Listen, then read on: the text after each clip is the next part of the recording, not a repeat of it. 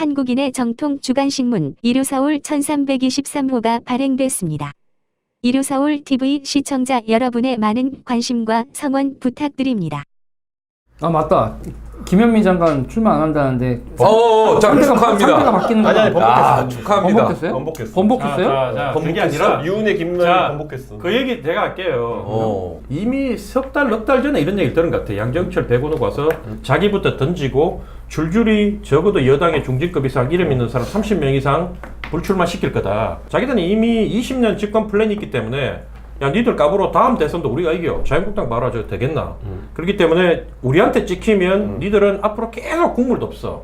이렇게 협박을 해서 줄줄이 한다고 했는데 어제 이제 발표가 났어요. 당에서 분명히 누군가 공식 그 공신력 있는 곳에서 정보를 줬기 때문에 중앙일보에서 받았었겠지 단독으로.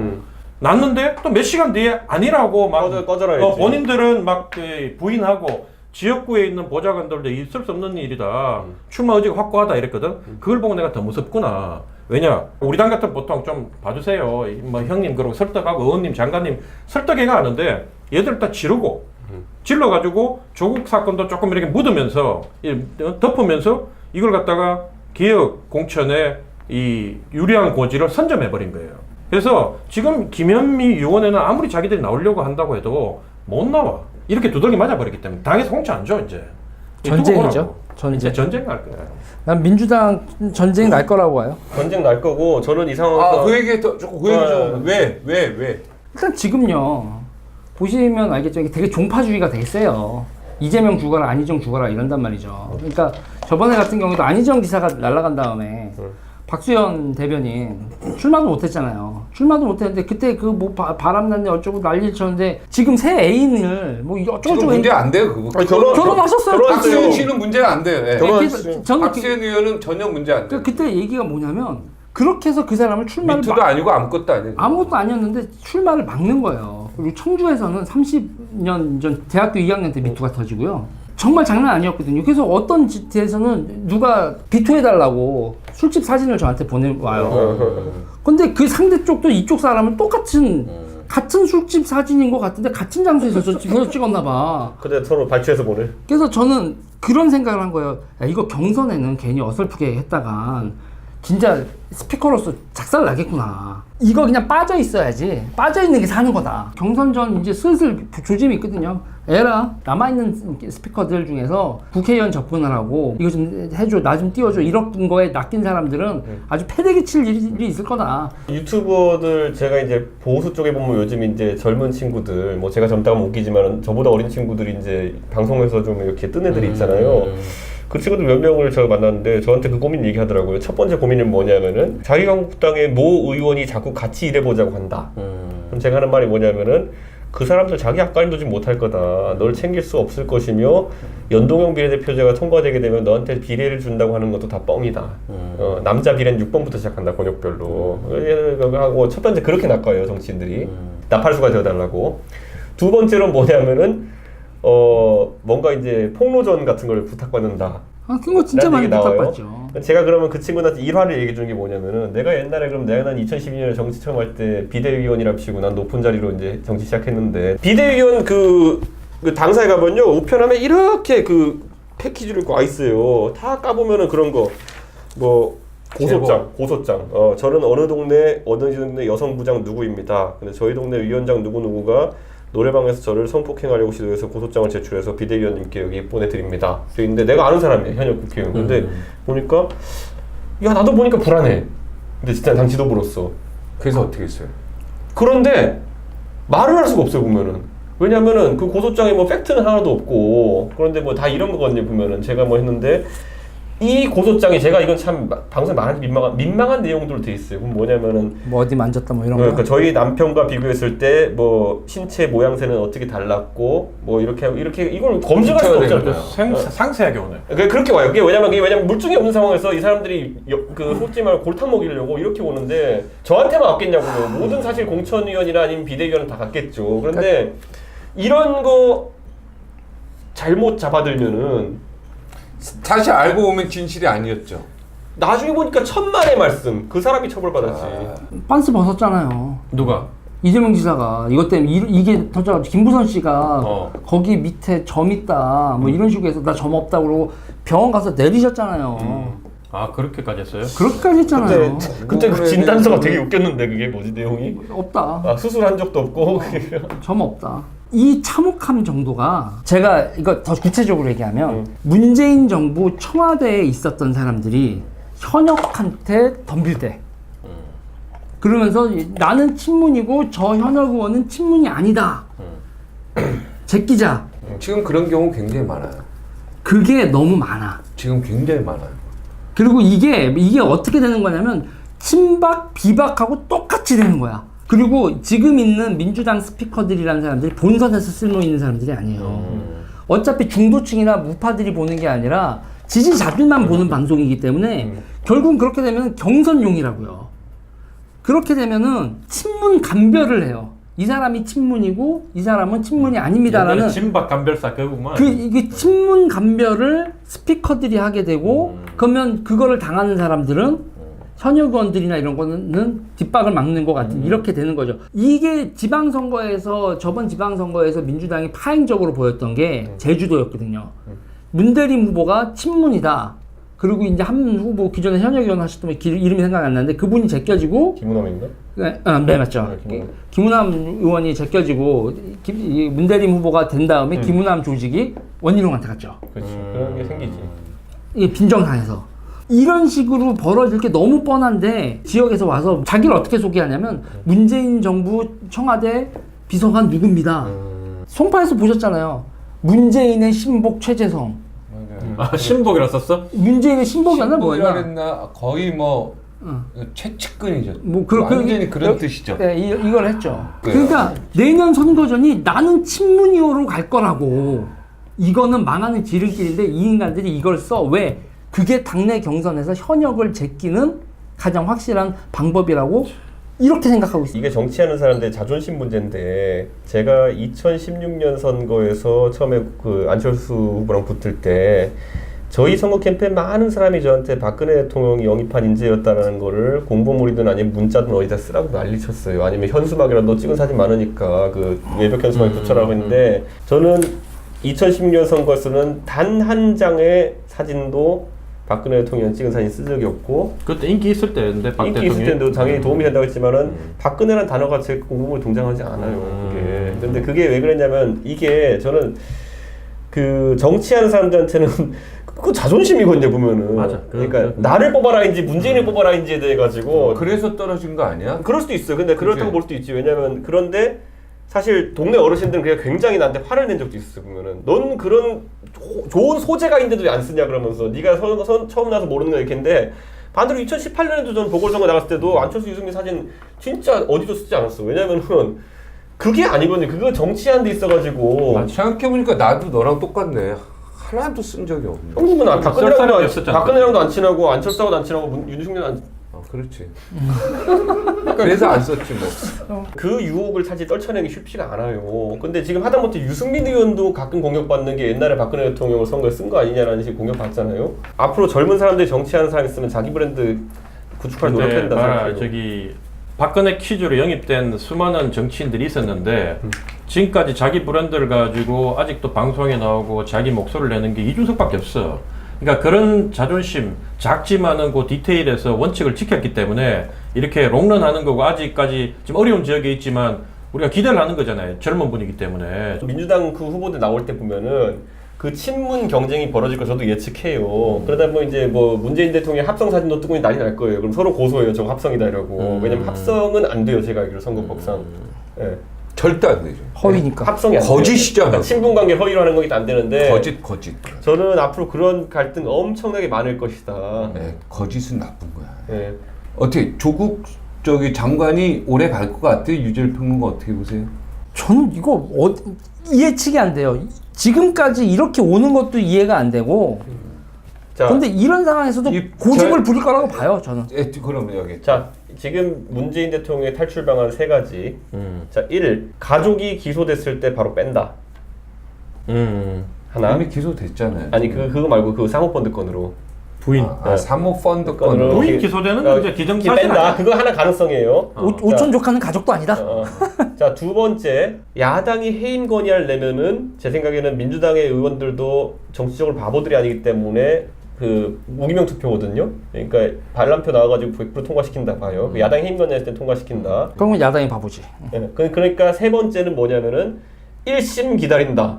근데 이게 뭐냐면 자 여기서 제가 그 각각의 진짜 너무 오래 걸리지. 각각의 문제점 얘기할게요. 1번 문재인 대통령이 먼저 자기가 빼는 액션을 취한다. 그러면 코어 지지층에서 이제 허탈감 때문에 이제 내려앉습니다 보면은.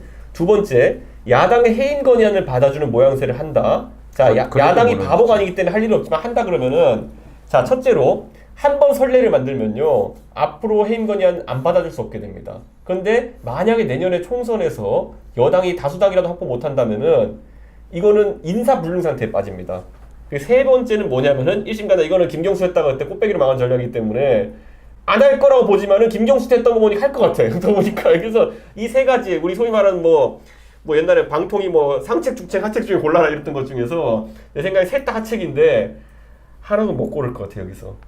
이제 왜냐면 이미 그 상태가 왔어요. 뭐 하나도 못 고르면 어떻게 되는 거야? 질질질질. 저는 사실 야당 정치인으로서 가장 두려웠던 선택이 뭐냐면은 지난번에 그 조국 장관이 간담회 한다 그랬을 기자간담회 한다 그랬을 때 저는 저 기자간담회 끝난 다음에 조국이라는 사람이 전격적으로 사퇴를 발표하면서 저는 제가 소명할 거 다 했습니다. 그런데 국민들이 그 해명을 납득하시는지는 제가 잘 모르겠지만은 저는 어쨌든 문재인 정부에 부담 주지 않기 위해서 물러나고 그렇지. 앞으로 부산에서 총선을 준비해서 제가 국민들의 심판을 받겠습니다 했으면은 야당 어제 닥쳤던 그런 개 되는 거였어요. 그런데 그거 우선 한 타임이 지나갔는데 지금도 저는 그 카드 유효하다 봐요.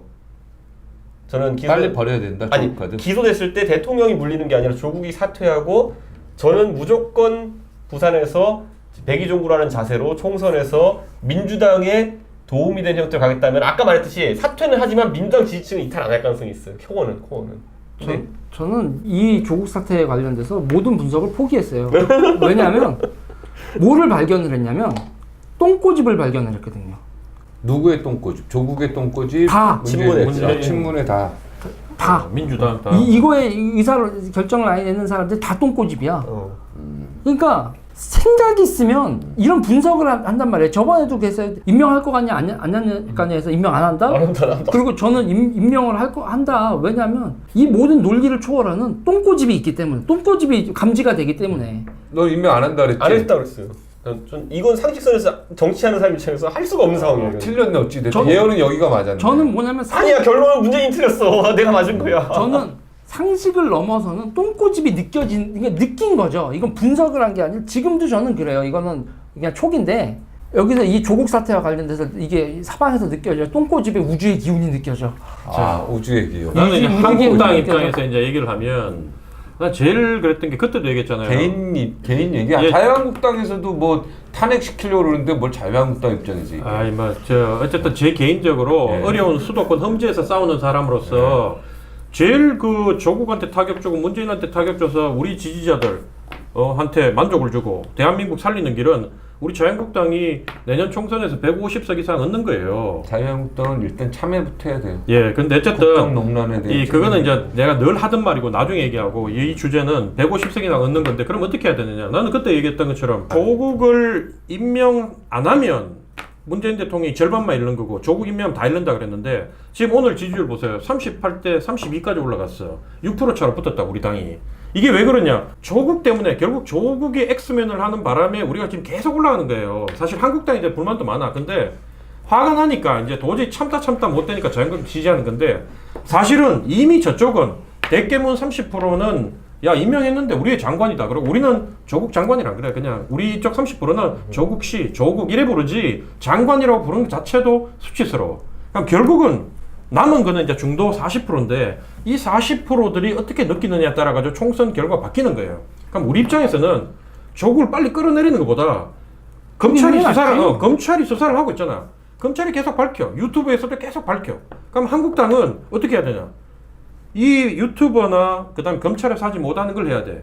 그러면 빨리 국회로 돌아가서 국감하면서 조국 국감을 하면 되는 거예요.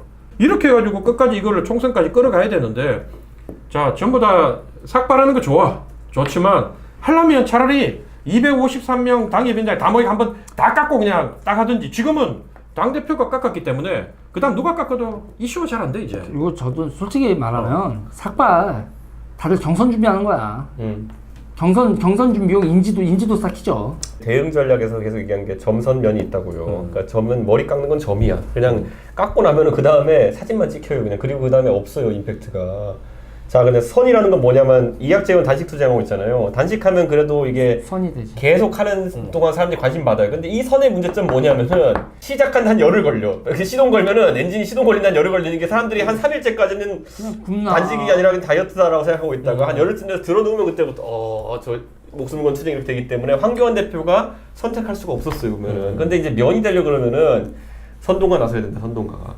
그 탄핵 때 보면은 뭔가 이제 간헐적인 이제 막 발언들도 있었고 점선에 해당은 있었는데 면이 된 시점이 언제냐면은 정권 퇴진 운동이다 이렇게 가는 게 뭐였냐면 그때 그 가장 먼저 불당겼던 게 이재명 지사였거든요. 보면은 그 전까진 탄핵이란 단어를 문재인도 안철수도 어떤 야당 정치인도 하기 두려워했어요. 아무도 못했지. 근데 거기서 그렇게 하면서 국민들이 보기 맞다 이 정도면 정권이 무너져야 된다 하면서 그냥 전방위로 이제 박근혜 정부에 압박이 들어갔던 거거든요. 이 면이라는 걸 만들어낼 수 있는 능력이 있어야 되는데 야당에 저는 그걸 이준석이가 하면 되잖아. 저는 제가 만약에 지금 설명할 텐데 그러니까요. 이준석이가 해야지. 자 저는요 제가 만약에 지금 제가 뭐 내가 도와줄 거니? 위관급, 영관급, 장관급 이렇게 있잖아요 보면은 제가 지금 장관급 정도 되는 위치에 있는 직위가 있는 정치인이라고 한다면은 저는 바로 그 면으로 밀고 나갔을 거예요. 그게 뭐냐면은 황교안 대표 같은 사람 아니면 유승민 대선주자급 같은 사람들은 다 이 별 4개급이에요. 그러면은 이 사람들은 밀고 나갈 때 머리는 네가 깎아라 한 다음에 나는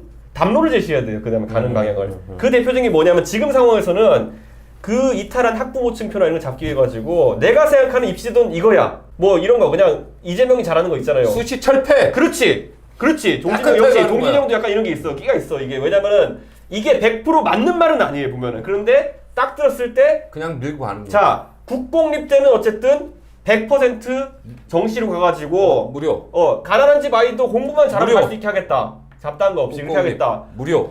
그리고 뭐 사립 때는 자유로한 대신에 재정 지원을 좀 축소하겠다. 그렇지. 그렇게 해버리고 그 다음에 장학금 같은 경우 문제됐으니까 자 소득 상위 30%는 장학금을 성적 장학금 외에 못 받게 하겠다. 가정 흥분했어 지금 좀. 그러니까 이렇게 가는 게 뭐냐면은 이렇게 가는 게 맞아. 이게 왜냐면 이렇게 해가지고 세라나랑 생각이 자 똑같네. 이게 그러니까 이게 이 원한 그대로 법이 만들어지고 무슨 제도가 만들어질 가능성은 전혀 없어요. 근데 국민들 입장에서는 이거 만약에 종진영이 나가가지고 하잖아요. 그러면은 야 박종진이 그래도 우리가 뭘 싫어하는지 알고 있다. 국공립 때는 적어도 100% 정시로만 간다. 자 그렇다면은 이거야. 여기서 이 판이 간다고요. 수시 뭐 그러면은 스펙 필요 없다. 보수가 그 민중 총궐기 같은 느낌의 과거에 그 박근혜 2016년 탄핵 전에 2015년 민중 총궐기 같은 분위기를 만들어낼 수 있느냐?